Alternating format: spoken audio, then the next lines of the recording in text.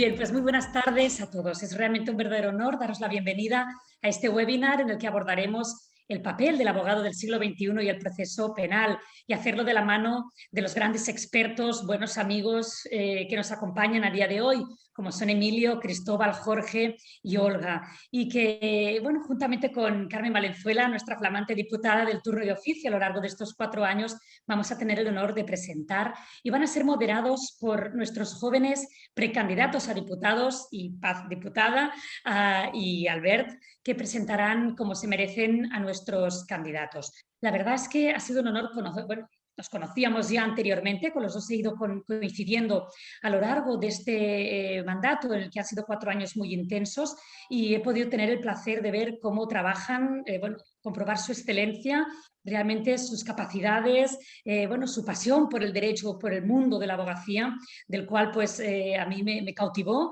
y no dudé en pedirles que se integraran en esta lista que hemos integrado, que hemos realizado con un grupito de, bueno, de compañeros, compañeras, que realmente lo que sentimos pues es amor por nuestra profesión y mucha vocación de trabajar por el servicio público. Así que les quiero agradecer muy sinceramente que hayan aceptado este reto de venir con nosotros a esta candidatura y que se hayan sumado a este proyecto tan apasionante, y que estoy convencida que va a poder seguir adelante y ver la luz. Estas han sido unas webinars que hemos organizado desde la candidatura, precandidatura de nuestra precampaña, las elecciones al Colegio de la Abogacía, que se van a celebrar el próximo 3 de junio, de la mano de Jesús Sánchez. Él ha dirigido como nadie a lo largo de estos 4 años la formación del Colegio de la Abogacía, la Comisión de Normativa, y realmente pues hemos querido darle a este programa de webinars de la precampaña un aire precisamente comprometido con este que ha sido el principal reto y la piedra angular de nuestro mandato, que ha sido la formación, una formación de actualidad, comprometida, de calidad y sobre todo gratuita. Lo más importante, dar a los colegiados y colegiadas esa formación que es necesaria para poder abordar los retos que la abogacía y que la ciudadanía le plantea en estos momentos. Por lo tanto, este proyecto que hace 4 años se inició y al que la abogacía de Barcelona le dio su confianza en un equipo integrador y transversal que daba voz a las diferentes ramas del derecho y sensibilidades colegiales, ha cogido ahora fuerza, se ha ampliado, quiere seguir trabajando, quiere seguir aportando más. De aquí a nuestra lema de ara més, y por lo tanto, pues con muchísimas ganas de trabajar encaramos este nuevo reto. Sin más preámbulos, porque hoy los protagonistas son los grandes abogados que nos acompañan y abogadas, voy a dar paso a que Carmen Valenzuela pueda hacer también la presentación científica de esta webinar, que va a ser seguro apasionante. Adelante, Carmen. Muchísimas gracias a los ponentes por acompañarnos, a los asistentes por estar hoy aquí con todos nosotros, y vamos allá y seguro que va a ser un éxito. Muchísimas gracias, Eugenia. Muchísimas gracias a los 3 ponentes, compañeros y amigos, grandes espadas del derecho penal. Yo, bueno, como antes ha avanzado Eugenia, pues he estado al cargo del turno de oficio durante estos 4 años de mandato que hemos tenido, y la verdad es que para mí ha sido un honor poder prestar todo mi servicios y mi tiempo a los compañeros y compañeras que prestan el servicio del turno de oficio. Enlazándolo un poquito con lo que vamos a hablar ahora sobre el abogado del siglo XXI, el proceso penal, pues desgraciadamente la pandemia nos ha traído muchas cosas malas, pero una de las cosas que nos ha traído es también, ¿no?, el avanzar a nivel tecnológico, como lo hemos hecho durante este último año. Por ejemplo, la introducción que hemos estado haciendo trabajando muchísimo desde el Colegio de la Abogacía de Barcelona en las videoconferencias para los compañeros y compañeras para que no pudieran contagiarse, y también ha venido, entiendo yo que muchas de estas videoconferencias han venido para quedarse. Teníamos una eina muy importante, como era con las nuevas tecnologías, que no las estábamos utilizando, y nosotros pues desde aquí hemos trabajado mucho para que ello se consiguiera. También hemos estado haciendo muchísima formación, como ha dicho antes Eugenia, de mano de Jesús Sánchez, y desde el turno de oficio también hemos hecho mucha formación, y por supuesto seguiremos haciéndola, formando a los compañeros, porque no olvidemos que el abogado del turno de oficio, la abogada del turno de oficio no es abogada o abogado del turno de oficio, es sencillamente abogado y abogada. Y por supuesto, para poder realizar esta labor, ese servicio que estamos realizando, un servicio social tan importante, necesitamos de también medios económicos. Medios económicos, las administraciones públicas no se pueden no pueden eludir que para una buena defensa también se necesitan medios, sin diferenciar lo que es un abogado particular de un abogado o abogada del turno de oficio. No voy a extenderme mucho más y voy a dar paso a mis compañeros, a Paz Vallés y Albert Carlas, que serán los moderadores de esta conferencia que van a prestar nuestros compañeros. Y nada, deciros que aquí estamos para lo que necesitéis. Muchísimas gracias.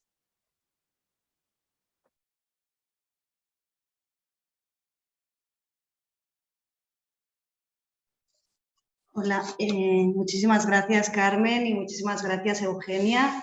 Bueno, para mí también es un gran honor estar hoy aquí, aunque sea como moderadora, con estos tres grandes compañeros y con Eugenia y con Carmen. Y bueno, sin más dilación, voy a ceder rápidamente la palabra al primero de los ponentes que hoy nos acompaña, que es Emilio Zegrí, un gran penalista de Barcelona con más de 30 años de ejercicio, que se dice rápido, un gran referente de la abogacía de nuestra ciudad y que además cuenta con una cuidada sensibilidad humana, tal como yo misma pude leer en el mes de marzo de este año en una singular contra de La Vanguardia que me hizo mucha ilusión leer. Y me quedo con una de las frases que dijiste allí, Emilio, que la vida es una política de encuentros y que hay que tener tiempo para pensar despacio, para apreciar todo eso que la vida nos da. Y aplicando esta frase a nuestra noble profesión, te cedo directamente la palabra, querido Emilio, agradeciéndote el estar esta tarde aquí con nosotros. Muchísimas gracias, Paz. Muchísimas gracias a todos y a todas por vuestra asistencia. Qué presentación más bonita.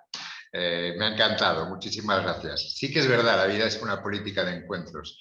Es una frase que yo aprendí, no es mía, una frase que yo aprendí de mi maestro, Federico de Valenciano, que fue un gran abogado penalista y que me la repetía, en fin, en muchas ocasiones.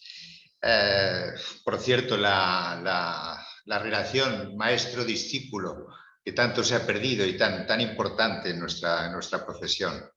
Quizá un día tendríamos que hablar de eso. Bueno, empiezo con el tema desde mi atalaya que no me hace ninguna ilusión ejercer de viejo abogado penalista. Claro, tengo cierta perspectiva histórica, ¿no? Yo soy más bien un abogado penalista no del siglo XXI, sino del siglo XX. Nací en el 52, a mitad del siglo XX, el siglo pasado.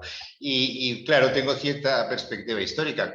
Fijaros, lo primero que yo hice, lo primero que tuve que hacer como discípulo es coger un SEAT 127, irme a Madrid con el SEAT, con un recurso de casación que finía el día siguiente, nevaba, no existía la autopista, en fin, y yo, claro, no había manera de enviarlo por correo, no existía el fax, no existía el mail. La verdad que mi primera lucida actuación como abogado penalista fue tan prosaica como esta. Y esto me recordaba cuando preparaba esta comparecencia, esta charla.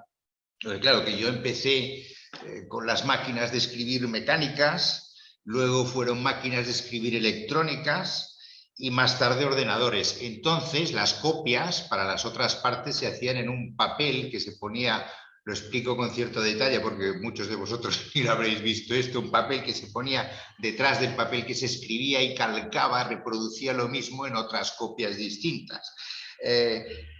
Después recuerdo que adquirimos en el despacho una fotocopiadora que ocupaba toda una habitación, entrabas con un papel que querías copiar, lo metías en la fotocopiadora, salías, luego te salía una especie de negativo y luego metías el negativo y te salía la fotocopia. Para hacer una fotocopia estabas como 3 minutos, una sola fotocopia, que te salía en un papel satinado que con el tiempo se borraba, lo cual era ciertamente peligroso desde el punto de vista jurídico.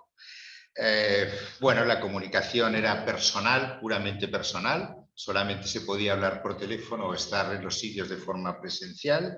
Excuso deciros que ningún cliente, a ninguno se le habría ocurrido pedirle al abogado una copia de algún escrito. Vamos, tener la copia de la sentencia ya era todo un milagro para el cliente, porque claro, no había trasvase de información escrita prácticamente con nuestros clientes, con nuestros defendidos, hasta que apareció, Dios mío, el fax. Yo recuerdo que cuando apareció el fax, una semana después de que apareciera y lo instaláramos en el despacho, pensé, ¿cómo podíamos vivir antes sin fax? Y ahora es un aparato que está absolutamente periclitado, fue absolutamente superado enseguida por los ordenadores, a pesar de que algunos juzgados todavía siguen utilizando este, que fue un maravilloso pero episódico y efímero invento. Bueno, apareció el Internet, apareció el correo electrónico, el escaneado, las impresoras, las grandes fotocopiadoras y sobre todo, pues ahora en el último año yo creo que hemos descubierto todos, quizá, en fin, la habíamos probado alguna vez, pero hemos descubierto todos la comunicación virtual. Ciertamente llegará el momento, si es que no ha llegado ya, en el que no habrán despachos físicos, ya serán los despachos virtuales, y prácticamente no nos obligarán a estar presencialmente en los juzgados y tribunales. No lo sé. De hecho, yo ya estoy en algunos asuntos practicando muchas declaraciones de forma virtual, lo cual además se presta a cierta picaresca, porque puedes tener al cliente delante que te va pasando notas, puedes soplarle a un testigo algo que tiene que decir, en fin, habrá que ordenar todo esto de alguna manera. Bueno, estamos ya a las puertas de la robótica, pero yo, perdonadme que os diga que quisiera hablaros de algo que es imposible sustituir y que es la carne y el hueso. Es decir, nosotros, yo creo que la sociedad va a seguir necesitando a un ser humano con habilidades potenciales para defender su derecho, y este es el abogado o la abogada penalista.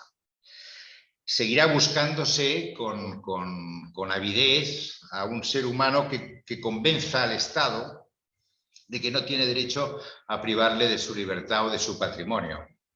Y buscará otro que sustentará justamente lo contrario en la misma contienda. Y serán necesarias, como lo son ahora, unas personas que deberán decidir cómo se aplica el derecho a cada caso concreto.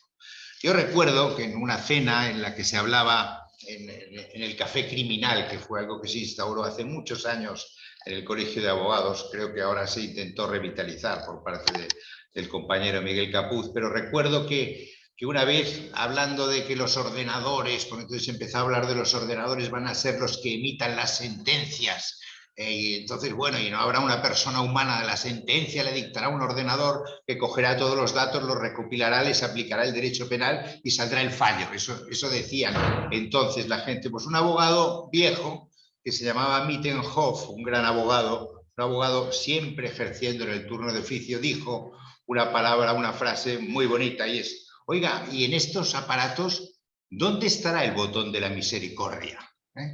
¿Dónde estará el botón de la misericordia? Y esto es muy importante, el botón de la misericordia, la carne y el hueso, el ser humano. Permitidme que como anciano os explique qué tiene que ser para mí, qué cualidades tiene que atesorar a mí, qué habilidades tiene que tener, en mi opinión, la abogada penalista del siglo XXI o el abogado penalista del siglo XXI. Dejadme que os dé unas pinceladas, una clase de cocina y no más allá, que además acabará muy pronto.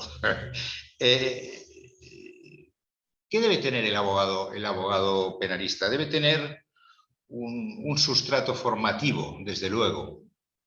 La gran diferencia entre el derecho penal del siglo XX y el derecho penal del siglo XXI fue la corriente que nació cuando se acababa el pasado siglo, que amplió el concepto del derecho penal, sobre todo derivándolo hacia el derecho penal económico. El derecho penal económico que transgredía lo que era el derecho penal clásico es un derecho fronterizo. A mí me gusta mucho siempre denominarlo así, porque comparte varias especialidades distintas y el abogado o tiene una formación en estas otras especialidades del derecho o se acostumbra a trabajar muy bien en equipo con otros profesionales especialistas en estas otras materias. Estamos ante un derecho penal fronterizo y me refiero al derecho penal que deriva del derecho laboral, del derecho medioambiental, del derecho mercantil o del derecho tributario. Esta es digamos, la formación académica que extravasa del conocimiento estricto y claro y amplio del Código Penal y de la Ley de Enjuiciamiento Criminal y de las demás leyes que tienen relación con el derecho penal. Pero sobre todo, el abogado penalista, donde tiene que estar formado, lo que tiene que ser es un dominador del discurso, un dominador del lenguaje, un experto en la palabra. Y esto es algo que no se suele cultivar demasiado. Nosotros debemos ser expertos en comunicación persuasiva.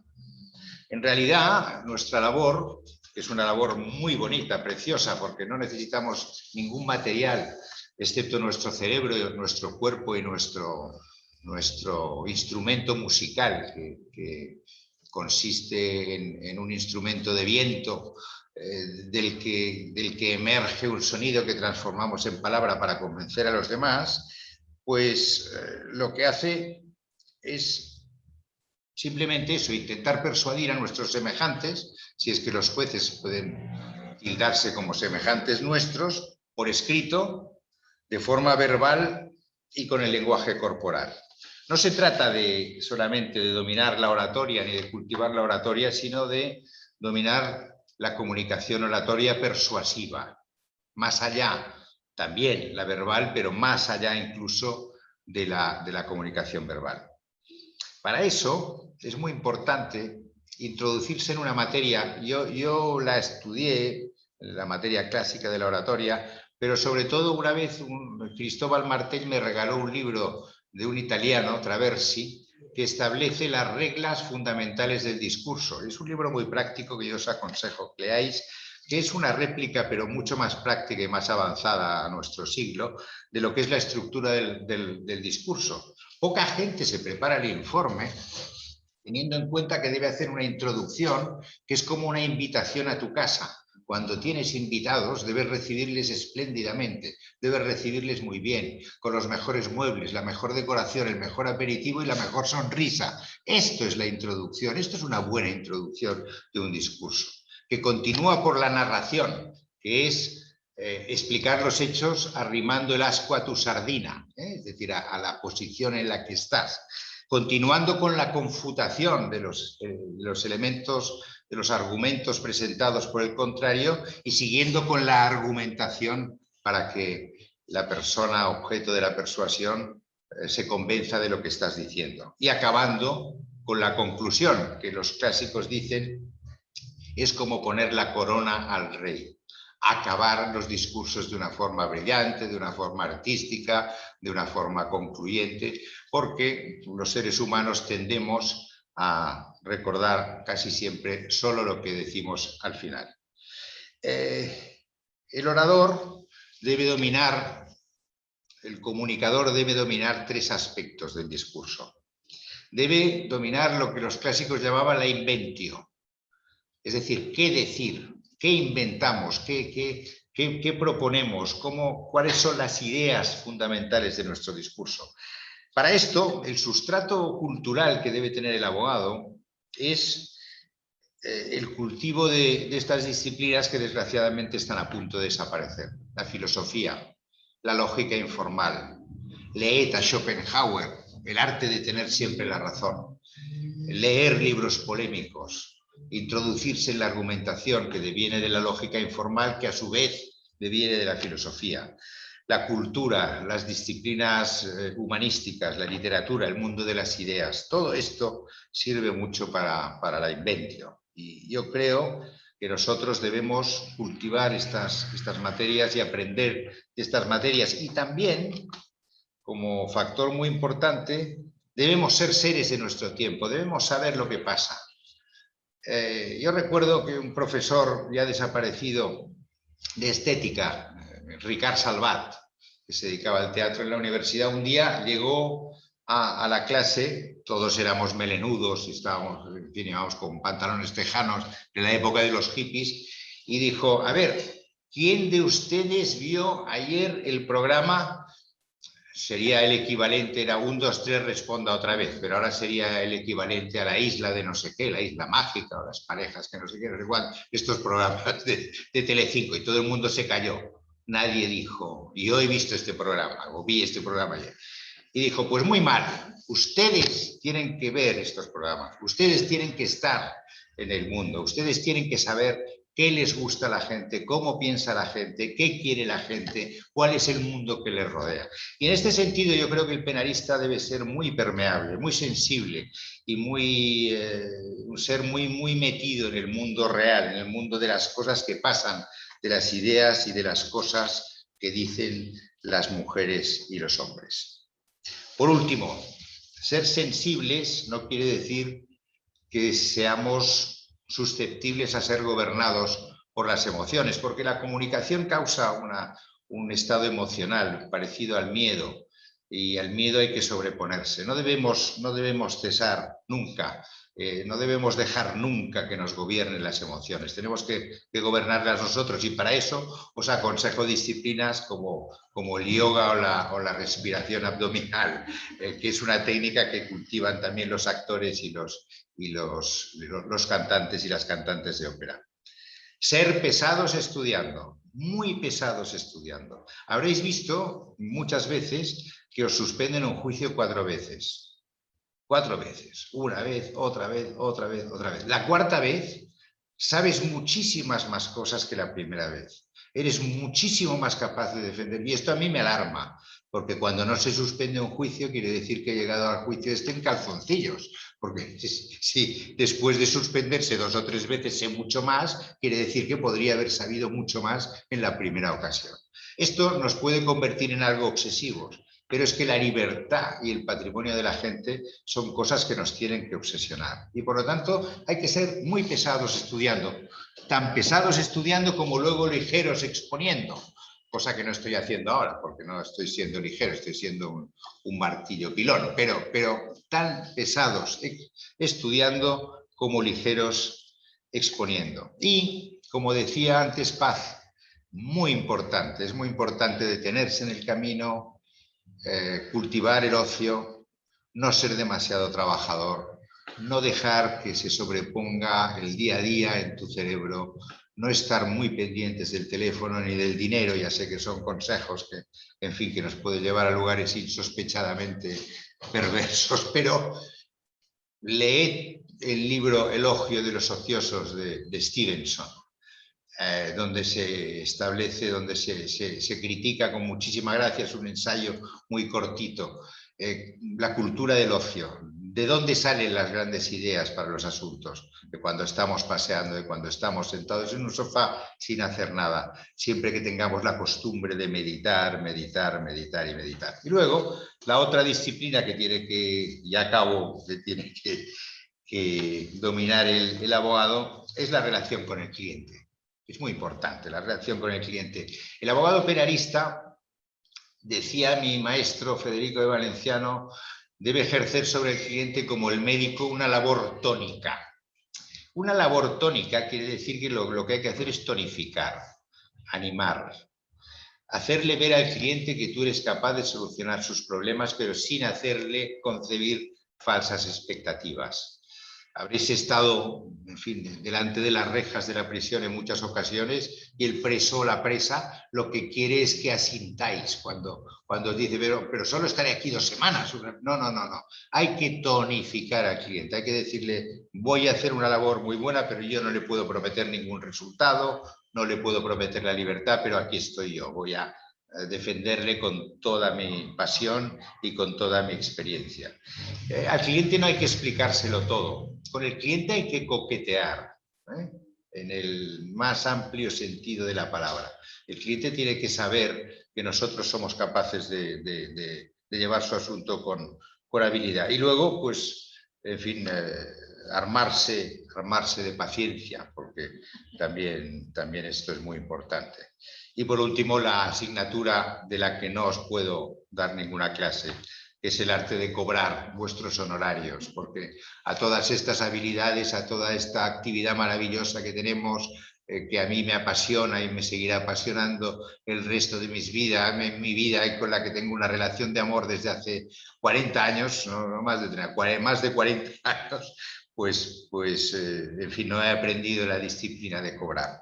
Y un último consejo: cuando un cliente os diga al final de la entrevista, oiga, no hay problemas de dinero, poneros a temblar. Muchas gracias. Pues muchas gracias, Emilio Zegrí. Me quedo sobre todo con una de las cosas importantes que has dicho, o que me parecen importantes, que es que al abogado, en cierto modo, se le confía lo más importante que tiene el hombre, que es la libertad y el patrimonio del sujeto que defiende. Emilio, antes, perdona que por si te tienes que ir después, hay una pregunta que a lo mejor puedes contestar rápido, que hay una persona que te pregunta cuál es el título del libro de Stevenson, El ocio de... Elogio de los ociosos, o del ocio, elogio del ocio, o de los ociosos. Hay distintas traducciones. Está en las librerías, es fácil de encontrar. Muy bien. Pues con tu venia, gracias. Y ahora paso a presentar a mi compañero, excelente compañero Jorge Navarro, penalista. No lleva tantos años como Emilio, lleva prácticamente 30 años y los lleva bien. Desde luego los que conocemos lo sabemos. Es además una persona que ha estado vinculada en la formación muy intensamente. Todos sabéis que es profesor de diferentes cursos y de másters, y además también ha estado vinculado con el propio Colegio de Abogados de Barcelona, del cual ha sido diputado. Como digo, excelente compañero, los que hemos estado con él en diferentes asuntos pues lo sabemos. Y sin más detalles, ya cedo la palabra a Jorge. Gracias, Jorge. Muy bien, chicos, pues muchas gracias a todos y felicidades agradecimientos primero a OLX, lógicamente, y también pues al resto de compañeros que nos han invitado a participar pues, en esta charla. Emilio, como siempre, brillante en tu oratoria. Yo recuerdo cuando yo era estudiante, tú no lo recordarás posiblemente, pero yo sí que lo recuerdo. Yo era estudiante, fui a verte en un juicio de asesinato que además compartías estrado con Gonzalo Quintero, que Gonzalo Quintero era profesor nuestro, era catedrático, vaya, en la universidad. Y me acuerdo de cuando... además recuerdo hasta la sección, porque era la sección séptima, porque recuerdo que estaba Pérez Máiquez allí en una sala. Te hablo del año 90 y pico, porque yo estaba estudiando la carrera y recuerdo que después de oíros hablar a ti, a Gonzalo, esto debe ser complicadísimo, ¿no? Y realmente, entrando ya un poco en la materia, yo creo que realmente el ser abogado no es fácil y es complicado.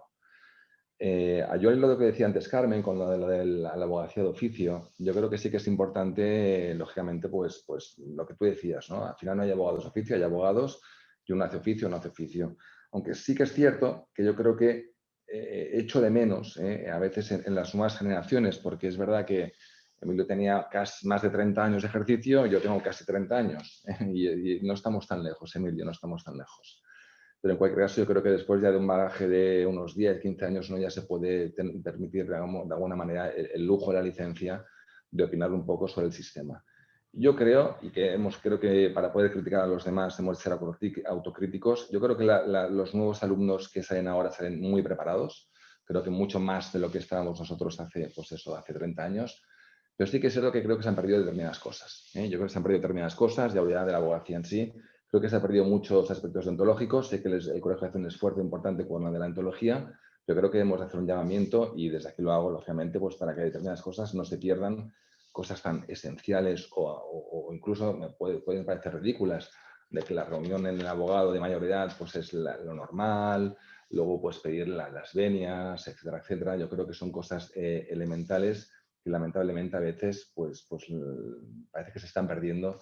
Y esa cortesía que había entre compañeros, yo creo que incluso esa lealtad no escrita en cuanto vas a declaraciones, pues que no se pregunta nada, si no se ha preguntado antes al abogado, sobre todo entre los penalistas, ¿no? Yo creo que era algo, leyes no escritas que parece que se están perdiendo. Pero bueno, en cualquier caso, mi llamamiento es un poco para que esa formación sea importante. Yo recuerdo una frase, creo que era de Mahatma Gandhi, que decía: estudia como si fueras a vivir toda la vida y vive como si fueras a vivir mañana. Yo creo que los abogados es esta función la nuestra. Hemos de estudiar permanentemente, nosotros no solo acabar la carrera y aprender un poco cuando estás en un despacho, sino que permanentemente nos hemos de formar.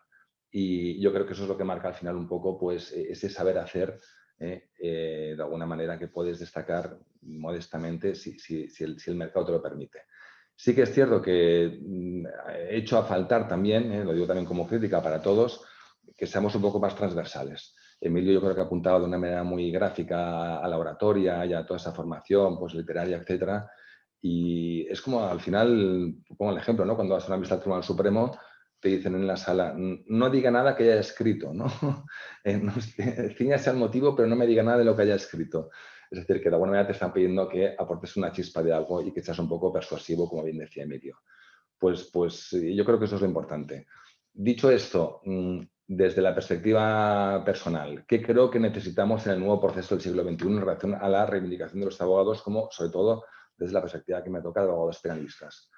Yo creo que hemos de exigir de una manera inmediata que la legislación cambie, sobre todo en los aspectos relativos a las alegaciones de vulneración de derechos fundamentales. O sea, no es posible llevar una instrucción plena, cómoda, normal, con la perspectiva del derecho de defensa si entendemos que ha habido una injerencia en un derecho fundamental y eso no puede ser expulsado de la instrucción. Ya sabemos que, lógicamente, ningún juez, porque es de sentido común, va a acordar una nulidad de una injerencia que él mismo ha acordado, eso es obvio, con el cual este recurso que tú interpones contra escuchas telefónicas, entradas de registros, etcétera, tiene un recorrido que sabemos cuál es, que es la papelera, porque no tiene ningún éxito, como es lógico, y en todo caso nos hemos de esperar al actual juicio para que eso pueda triunfar como cuestión previa, etcétera. Yo creo que eso nos condiciona radicalmente el derecho de defensa, yo creo que eso nos condiciona pues, la posición también de declarar, no declarar, etcétera, etcétera, y creo que eso es una reivindicación que sin perjuicio de que es verdad que en ocasiones pues, podríamos ir de carácter supletorio a lo que recoge la LEC, que la LEC civil, pues de alguna manera en esto es un poco más, digamos, cariñosa, también es porque es una ley más reciente, ¿no? Pues del 2010, del 2000, perdón, y que ha sido algo del 2000 que ya han pasado 20 años, ¿eh? Ojo, que hablamos de la LEC civil como si fuera algo nuevo, y claro que nosotros, como hablamos, estamos todavía con leyes del siglo XIX, sí que es verdad que ha habido, como sabéis, actualizaciones, pero yo creo que hemos de exigir determinados aspectos y yo creo que ese es uno de ellos. ¿Y eso por qué? Porque yo creo que si hubiera más sensibilidad por parte de la judicatura, pues a lo mejor podríamos llegar a otros mares, ¿no? Sí que es verdad también que sabemos todos que está este famoso anteproyecto de reforma de la ley CRIM para que la Fiscalía sea la instructora, pero también creo que han de cambiar muchas cosas en la Fiscalía para que eso sea exitoso y también la mentalidad de los jueces si van a convertirse en jueces de garantías. Yo creo que al final es una cuestión de sensibilidad con los derechos. Y ya sabéis, sobre todo los más de mi quinta, de Carmen Lutí decía que un ordenamiento jurídico se puede concebir sin leyes, pero no sin jueces. Pues de la misma manera que se puede concebir sin leyes y no sin jueces, también yo añado que también tampoco se puede concebir, lógicamente, sin abogados. Y somos nosotros, creo que los que hemos de reivindicar permanentemente esa, digamos, sensibilidad y la inculcación de los derechos de los clientes. Sí que es verdad que hay una cierta tendencia, y no sé por qué eso es así, y yo creo que desde que yo empecé, pues hace ya en el año 92, yo creo que ha habido una degradación, tengo que decirlo, en la sensibilidad con los derechos fundamentales. Había una cierta ilusión entonces, porque entonces, igual que Emilio explicaba pues, sus batallitas de joven con el fax, ¿no? Yo recuerdo que las bases de datos no existían. Entonces, las bases de datos eran esos lomos de libros, pues como tiene alguno que veo por ahí Cristóbal detrás, y me decían en el primer despacho que empecé, con Inés Portabella, que era mi maestra, me decía, Jorge, busca sentencias sobre estafa. Sobre estafa y engaño bastante, sobre todo. Sí, sí, por supuesto, por supuesto. Claro, tú te ibas al tomo, cogías el lomo, ibas al índice y claro, allí no buscabas como ahora que pones estafa, engaño bastante y luego pones a lo mejor, no sé, póliza de crédito por interés algo tal. Tenías que buscar cientos de sentencias que ibas leyendo, que luego fotocopiabas y todavía no había ni fosforitos y con un color, con un lápiz de color lo marcabas. Claro, eso es una escuela estupenda para aprender, porque te obligas a leer mucho, te obligas a formarte y no solo lees lo que estás buscando, sino que lees lo que no estás buscando. Con lo cual yo creo que ese barniz que te da el conocer la jurisprudencia es importante. Pero sí, como os decía antes, que se me santo al cielo, creo que es importante también esta formación de alguna manera un poco transversal que es necesaria para los abogados. Lo que decía antes, pues, que decías tú, Emilio, ¿no? Con todo lo de la filosofía, que ya sabemos que también estudiaste filosofía, todas esas pues, virtudes tuyas. Yo creo que es importante que echamos de menos a veces, como decía antes con lo del Tribunal Supremo, pues un poco más de pizca, un poco más de, digamos, de sapiencia jurídica un poco más transversal, ¿no? De que no estamos tan manidos con lo de la prueba, la presunción de inocencia, que esto al final se ha acabado rey y yo creo que no nos da ningún progreso a nosotros. Creo que los abogados, esencialmente, creo que hemos de reivindicar lo que es la vulneración de derechos, hemos de ser más exigentes con eso y también, como he dicho antes, pues creo que hemos de intentar pues, ser también más cautelosos y más prudentes con la deontología entre los compañeros. No me alargo más, Eugenia y Carmen, que si no creo que se nos comerá el tiempo. Muchas gracias. Muchísimas gracias, Jorge. Bueno, ¿se me oye? Vale, no. De tu relato me quedo con tu reivindicación por la sensibilidad con los derechos fundamentales. Y bueno, para cerrar este panel de lujo y sin olvidarnos de una ausencia para mí muy destacada, que es la de mi gran admirada Olga Tubau, tengo el honor de presentar y ceder la palabra a Cristóbal Martell. ¿Qué puedo decir yo de Cristóbal? Que me quedo muy pequeña a su lado. Y en primer lugar, agradecerle de corazón que esté esta tarde aquí con nosotros. Cristóbal es un reconocido abogado penalista. Yo tuve el placer de conocerlo cuando comenzaba mis andadas por los juzgados con el penal. Y puedo decir que aparte de ser un enorme abogado y profesional, es además un buen compañero y una bella persona que siempre, yo con 24 años, te saluda por el juzgado aunque vayas absolutamente perdida y no seas nadie. Cristóbal es además profesor de la Abat Oliba desde hace más de 20 años, también fue, como Jorge, diputado del Colegio de Abogados y ha sido ponente del Consell de Col·legis d'Advocats de Cataluña para la redacción de la advocacia catalana. Para los que no le conozcáis, que lo dudo, y en relación al título de la ponencia de hoy, os invito a dar un paseo por Google que os hará leer titulares como Cristóbal Martell, el abogado que sabe demasiado, el letrado de todos los VIP o Better Call Martell. Sin más preámbulo y con gran honor te cedo la palabra, querido Cristóbal. Tienes apagado el micro, Cristóbal.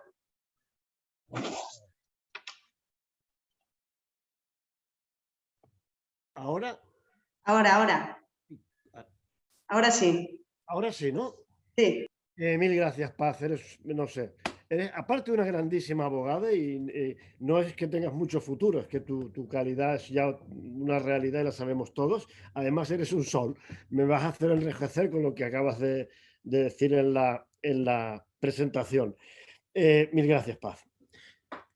Bueno, y gracias a la candidatura G21 por dejarme participar. Por dejarme participar para hablar de algo que me apasiona, que es mi profesión, para estar con Emilio y Jorge, que son dos compañeros y amigos magníficos, pero también para evidenciar mi apoyo a la candidatura. Para mí es importante. Y os guste o no os guste, me voy a meter en harina. Es importante lo de los colegios, claro que es importante.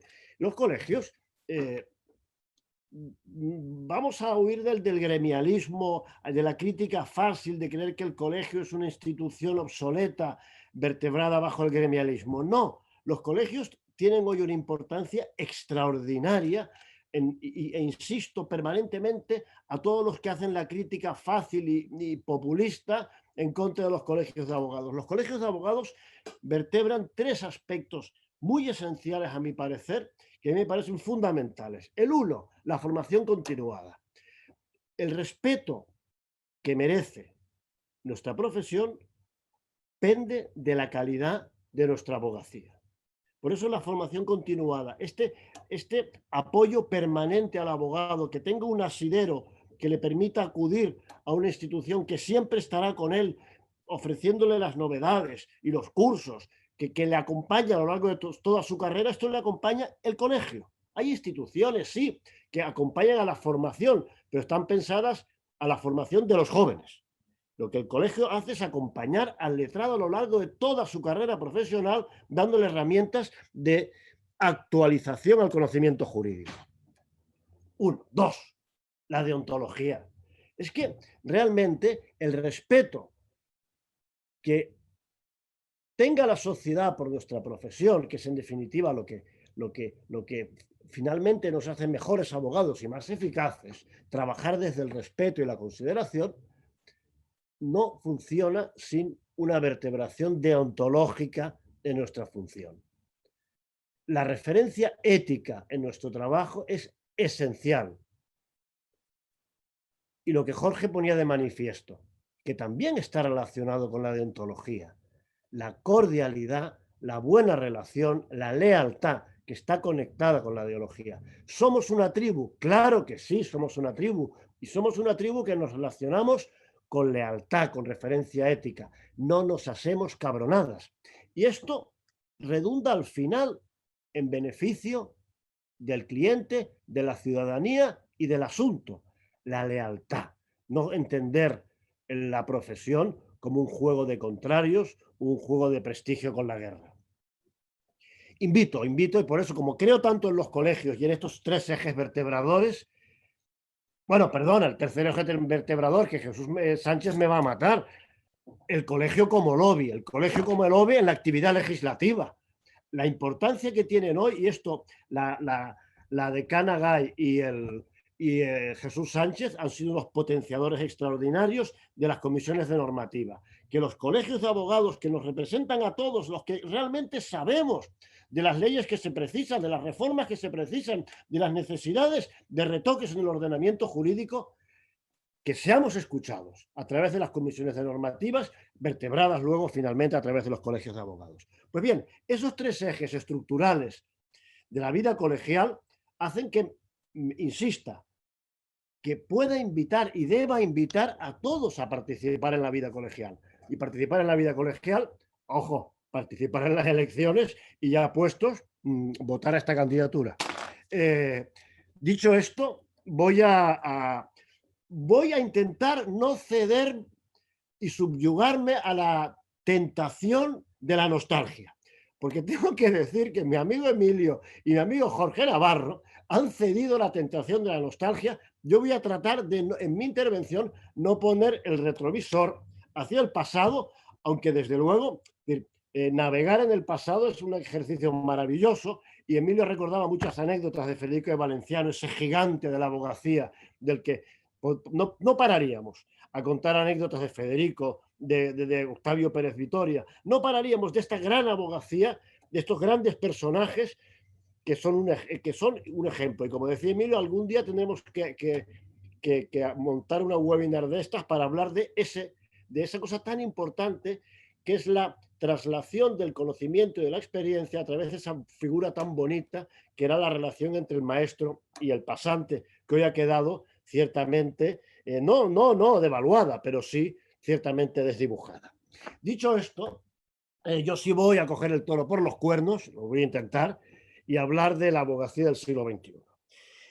La abogacía del siglo XXI, bueno, ¿qué dicen los articulistas al uso de esta cosa para mí indomable, indómita, ingobernable, que se llama marketing jurídico, ¿no? Claro, los que tenemos un despachito, que es no es exactamente el despachito de la señorita Pepis, pero es una cosa muy doméstica, ¿no? Pues claro, cuando oímos estas grandes palabras de marketing jurídico, el mundo se nos hace muy grande, ¿no? Pero bueno, ¿qué dicen los opinadores del marketing jurídico? ¿De cuáles son estas cualidades que el nuevo abogado del siglo XXI con las que el nuevo abogado del siglo XXI debe adornarse? Una, conocimientos en contabilidad y conocimientos financieros. Es verdad. Hoy el derecho, es aquella frase, es la economía, estúpido, ¿no? Hoy el derecho, sin un entendimiento de la economía, del sistema productivo, el derecho y el abogado pierden muchos enteros. El abogado necesita entender el sistema económico, necesita entender la actividad productiva para ser más útil al cliente. Entender la economía nos hace mejores abogados. Dos, algo que a mí me apasiona, el trabajo multidisciplinar.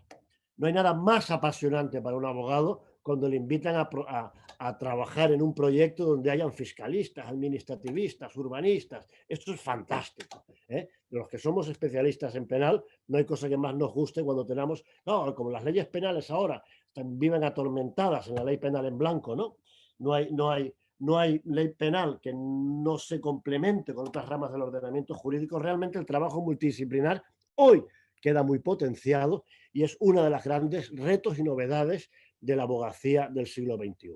Saber trabajar en equipo con otros abogados de otras especialidades. Conocer, sí, los ejes vertebradores y los rudimentos conceptuales de una y otra disciplina, pero confiar en el abogado especialista que nos dará mejor luz y mayor ciencia. 3. Una cosa que la dicen en inglés y me saca de madre, que es el pricing. Federico de Valenciano habría dicho: la primera obligación del abogado es saber cobrar. Esto lo decía, ¿verdad? Esto lo decía Federico y yo me moría de risa cuando lo decía. Y bueno, esto hoy se le llama pricing, que es saber ajustar el precio al servicio jurídico y sobre todo saber planificar el presupuesto, temporalizarlo, planificarlo en el horizonte temporal que otea el abogado como previsible tiempo que el asunto va a exigir. 4. Las habilidades tecnológicas. Se afirma que sin habilidades tecnológicas el abogado hoy es un cero a la izquierda. Es probable. Yo también soy de la época de Jorge Navarro, también yo empecé también con los tomos de Aranzadi leyendo sin voces. Evidentemente te ibas a la estafa, te ibas al delito y ahí te lo merendabas todo hasta que para encontrar una sentencia que realmente tuviera alguna relación remota con tu supuesto de hecho, podías tirarte tardes enteras de lectura. Era otra dimensión, otra dedicación, pero también esto nos amuebló mucho la cabeza y creo que no fue tiempo perdido, querido Jorge. Creo que no lo fue. Bueno, pero cojo el toro por los cuernos y esto de la revolución tecnológica y pongo el foco en la revolución tecnológica. Y sobre todo para un asno tecnológico como soy yo, como el que es quien nos habla, ¿no? Claro, esto de la revolución tecnológica aplicada a la abogacía ha llevado a, no sé, lo conoceréis, ¿no? La obrita esta de Richard Susskind, The End of the Lawyer, el fin del abogado, ¿no? Richard Susskind augura, pronostica que el abogado será reemplazado por sistemas de inteligencia artificial, que se trata de resolver los conflictos bajo procesos estandarizados de un modo mucho menos costoso y también pronostica algo que a mí me saca de madre, que son las llamadas florecimiento y auge de las llamadas herramientas de autoayuda. No hay cosa más siniestra que cuando al abogado, el cliente, le emplaza a leer el último ingenio que el cliente ha encontrado en Internet, que realmente es la última asnada que alguien ha colgado en Internet. Las llamadas herramientas de autoayuda. Tremendos, es siniestro. Esto no impacta en la desaparición de la abogacía, esto impacta en la desaparición del género humano. Es realmente siniestro. Porque es que además el cliente, con cariño, lee las leyes como las leen los ingenieros, como las leen los médicos, de un modo plano y asistemático y sin manejar los rudimentos conceptuales y dogmáticos que son los que le dan sentido a la interpretación. Entonces, bueno, esto de las herramientas de autoayuda, más que ayudar, está siendo un impacto desolador en el panorama de la abogacía. Dicho esto es el pronóstico, el augurio, el mal augurio de Susskind, pero sí hay que decir que la llamada tecnología jurídica ya tiene hoy,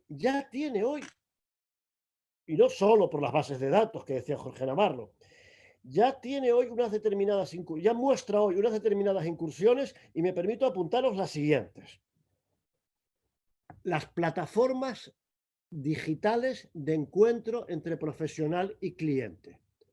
A mí me tienen, me tienen admirado cómo los servicios jurídicos pueden llegar a concretarse a través de estas plataformas, donde hay valoración de servicios, como si fuéramos un restaurante de TripAdvisor, donde hay hasta subastas de precios y buscadores de abogados por precios.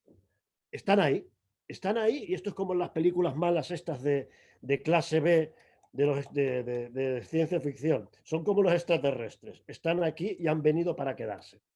Estas plataformas de encuentro clientes y profesionales están aquí, ya están funcionando. Otra novedad que trae la revolución tecnológica. Determinados productos de asesoramiento estandarizado. Ya existen en el mercado en determinados sectores bueno, ciertamente sencilla ejecución profesional, no sé, recursos de multas, etcétera, de reclamaciones sencillas para ante la administración. Ya existen productos estandarizados donde introduciendo unos poquitos datos sale el escrito. Bueno, ya está en el mercado. Hay otros impactos que ya ha producido la llamada revolución tecnológica del siglo XXI en la abogacía. Bueno, sí, la llamada automatización documental, que esto realmente, señores de una cierta edad, como quien os habla, lo agradecemos, ¿no? El poder encontrar informáticamente con palabras de búsqueda clave, con palabras clave de búsqueda, encontrar en una causa, porque claro, ahora las causas tienen 400.000 folios, pues realmente esto ayuda una barbaridad en la ejecución del trabajo y ahorra costes. Ahora, todas estas nuevas herramientas estandarizadas que vienen de la mano de la revolución tecnológica desfiguran nuestra profesión. Estoy con Emilio. Para nada, para nada. Son herramientas de ayuda periférica, pero realmente nuestra profesión, la grandeza de nuestra profesión, sigue siendo inmensa. Lo nuestro es un oficio. Y lo nuestro es un oficio que tiene una técnica. Y esta técnica es, en primer lugar, la inteligencia proyectada en la interpretación normativa, la interpretación teleológica, la lógica, la sistemática. Todo esto no lo trae. No ya lo que decía Mittenhoff, ¿no? ¿Verdad, Emilio? ¿Y dónde queda la misericordia? No, la máquina no te trae la misericordia, pero tampoco te traerá nunca esta interpretación audaz que da la inteligencia humana a partir de las herramientas de interpretación normativa, la teleológica, y no digamos ya en el orden penal, donde la llamada dogmática penal, con sus métodos lógico-puros, con sus conceptos de abstracción conceptual, el dolo eventual, el dolo directo de segundo grado, todas estas categorías que nos ayudan a interpretar la realidad, pero también a interpretar el tipo penal. Todo esto no lo dará la revolución tecnológica. Pero ¿qué tampoco dará nunca? ¿En dónde tampoco nunca se proyectará e impactará y incidirá la revolución tecnológica? En la riqueza, en la valoración de la prueba. Pinto decía, el abogado como constructor de hechos, en una frase que a él le encantaba, ¿no? Es decir, leer la realidad y leerla y hacer leer al juez la realidad con nuestros ojos. Encontrar aquel kit de un segmento de la realidad que por ínfimo que pareciere nos da luz sobre el todo. Realmente la habilidad en la interpretación del hecho, en lo que Emilio decía en la lectura amable del hecho para hacerlo llegar amablemente a ojos de juez, aquí la máquina va a seguir afortunadamente ayudando muy poquito. Y finalmente, permitidme, ahora sí, no voy a incidir ni pecar en el ataque de nostalgia, pero sí en una reivindicación exaltada de nuestra profesión. Lo que no va a hacer nunca la máquina es cercenar la aventura de ser abogado, porque lo nuestro es una aventura maravillosa. Nos permite vivir mil vidas. Vivir mil vidas porque vivimos la vida de nuestros clientes. Pero qué lujazo. Y además no la vida de cualquier cliente, sino la vida del cliente cuando esté en un momento realmente atribulado y en un momento límite en su vida. Qué gran privilegio, ¿verdad? Conocer sus grandezas, conocer sus miserias, conocer sus angustias, conocer sus alegrías, vivir su vida. Qué gran privilegio. y otro gran privilegio, el privilegio de ayudar. Realmente, el abogado ayuda, ayudar en la vida de los otros. Esto es algo impagable. Es decir, impagable. No tendríamos dinero suficiente para pagar que tengamos ocasión de ayudar al prójimo en los términos en que lo hacemos. Y esta aventura de ser abogado, no la sustituye ni la Big Data, ni la tecnología jurídica, ni el nefasto teletrabajo. La aventura de ser abogado es imbatible e imperecedera. Este es mi parecer y espero no haber caído en la nostalgia más allá de lo necesario, pero quiero reivindicar esto, la aventura de ser abogado, que esto es algo, insisto, imbatible e imperecedero. Gracias, amigos.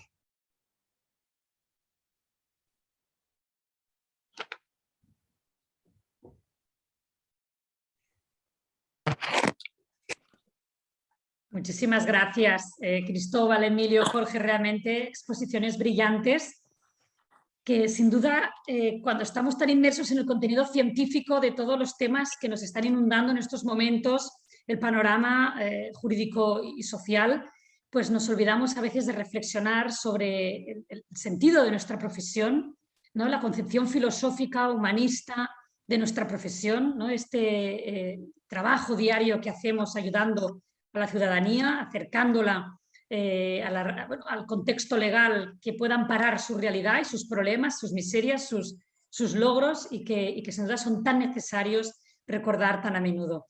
Albert, no sé si vas, creo que no había alguna pregunta, sé que has tenido algún problemilla con la conexión, pero sí, estamos aquí en directo. Si quieres tú mismo hacer alguna pregunta también, adelante. Gracias. He tenido un pequeño fallo tecnológico. Ahora que está tan de moda el tema de tecnología también en el ámbito judicial, en nuestro ámbito, y bueno, he perdido la oportunidad, la recupero, si es que no me ha precluido, de felicitar a todos los ponentes que hemos tenido y también, evidentemente, a mi maestro, a Cristóbal Martell, por el que siento una enorme admiración, como a él le consta, y además un profundo cariño, y evidentemente para mí es un referente en el ámbito del derecho penal. Yo quería preguntarle precisamente a Cristóbal, en relación a esto último que ha comentado, el libro de The End of the Lawyer, el final del abogado, y ese proceso de automatizar, establecer algún tipo de sistema de automatismo respecto de las eventuales consultas que pueda tener un cliente, si él cree que realmente esto puede tener viabilidad en el ámbito penal. Sacando a colación, destacando lo que ha dicho Emilio, teniendo en cuenta que es el ámbito en el que está en juego la libertad del patrimonio de la persona. ¿Qué es lo que él opina? ¿Cómo lo ves, Cristóbal?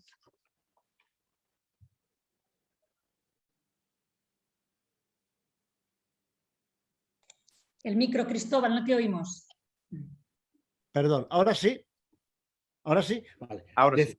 Que los procedimientos estandarizados a través de herramientas tecnológicas quieren seguro ya hoy, con las técnicas de la inteligencia artificial, ya están teniendo hoy impacto muy positivo en el mundo contractual. A partir de determinados parámetros que se introducen en sistemas que ya están funcionando, la inteligencia artificial está consiguiendo parir contratos maravillosos donde todas las variables están contempladas, una cosa fantástica, ¿no? Sin duda. Pero es que el ámbito procesal es otra cosa. El ámbito procesal, donde se enjuicia un hecho, hay que recordar que la grandeza del dictado de una sentencia que quiere poner fin a un conflicto parte de un primer parámetro, que es la fijación del hecho, en lo que Fenech llamaba el juicio histórico. En la fijación del juicio histórico, ahí está la grandeza del hombre leyendo la realidad, haciéndole leer la realidad a quien habrá de decidir sobre el conflicto, que es el juez. Yo, francamente, no me veo desplazado por una máquina en lo que Emilio llamó antes la seducción del discurso. No lo veo. Este es mi parecer. Veo que no, al menos yo no las veo desde el móvil, que haya preguntas. Me gustaría plantear también una, si apostáis porque se queden, y qué es lo que más destacaríais como elemento positivo, como dato positivo de esta nueva forma de comparecer en la oficina judicial, y como dato negativo también. Cualquiera de los tres que quiera contestar, Emilio, Jorge o Cristóbal. Si queréis lo mismo. A ver, gracias, Carlas.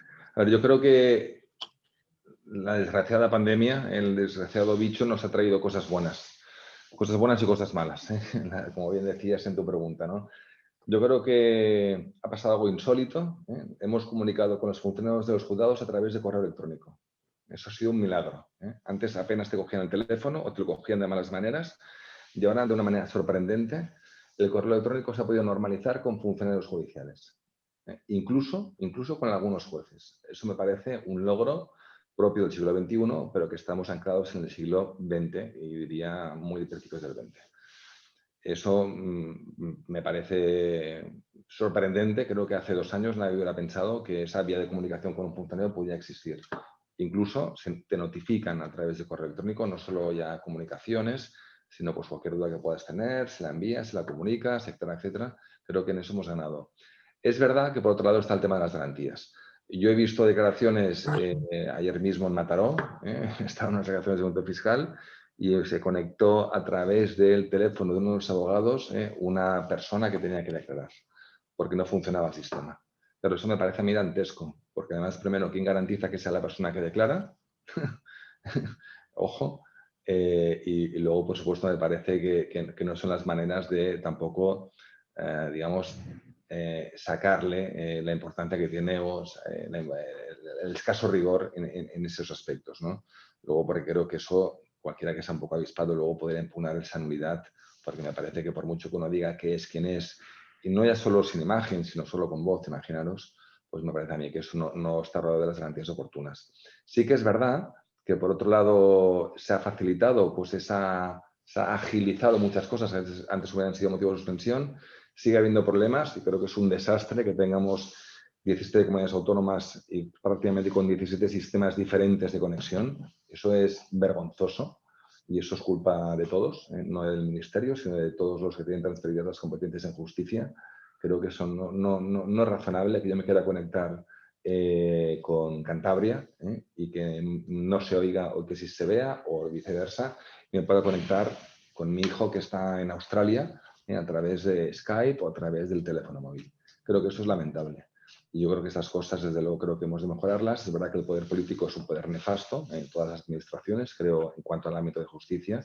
Creo que hemos decidido de manera clara. Y yo creo que también nos corresponde a la abogacía reivindicar esas exigencias que creo que no podemos permitir ni un segundo más. Gracias, Albert. Muy bien. Por último, yo también quería preguntaros si consideráis que la formación en idiomas extranjeros, es también importante y un factor clave para el abogado del siglo XXI, teniendo en cuenta que cada vez vivimos en un mundo más globalizado, cada vez tenemos más probabilidad de tener también clientes extranjeros, y para garantizar el derecho de defensa y poder explicarle correctamente al cliente la situación de su procedimiento, entiendo yo que sí que sería conveniente pues, este tipo de formación en idiomas. ¿Qué es lo que pensáis vosotros? ¿Cómo lo veis?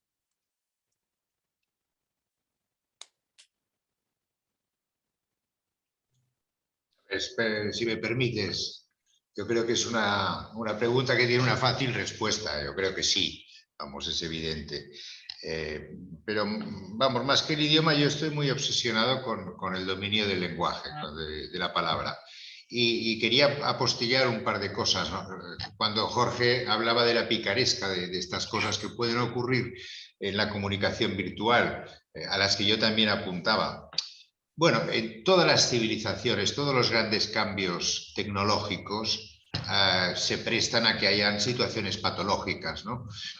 Lo cual no quiere decir que los tengamos que despreciar de inicio, sino que hay que regular estas situaciones. Fijaros, yo recuerdo una cosa que me explicaban que ocurrió en Barcelona a principios de siglo, y es que había un abogado que celebraba los juicios en su despacho. Tenía una sala de juicios en su despacho en Barcelona y su cliente estaba, en fin, en el ajo, naturalmente, hacía venir al contrario, celebraba el juicio, él se vestía de juez y siempre condenaba al contrario y además en costas. Hasta que fue descubierto y, en fin, tuvo un proceso criminal y fue condenado, ¿no? Pero claro, cada época con sus tecnologías tiene sus... Claro, esto solo era posible en un mundo en el que no había prácticamente comunicación ni siquiera telefónica. Y luego quería ampliar lo que decía Cristóbal en lo que en su brillante, han sido brillantísimos los dos ponentes que me han acompañado en su brillante discurso sobre la ayuda que presta el abogado, lo bonito, lo precioso, lo fantástico que es esto, porque además saltas de la ópera a la industria, de la industria a la medicina y de la medicina a la literatura en un mismo día, ¿no? Y tienes que conocer, de alguna manera te tienes que aproximar a las disciplinas, a la vida del cliente, como decía Cristóbal. Y yo siempre digo una cosa, y es que el abogado no es el protagonista de la película, no es el protagonista de la novela. El abogado es un personaje secundario. Yo siempre lo comparo a Ariadna, que le da a Teseo el hilo para que salga del laberinto. El héroe es Teseo, el que mata a Minotauro, pero este personaje ancilar que le da el hilo a Teseo para que pueda salir del laberinto después de haber ganado su heroicidad, esta es la función del abogado para mí.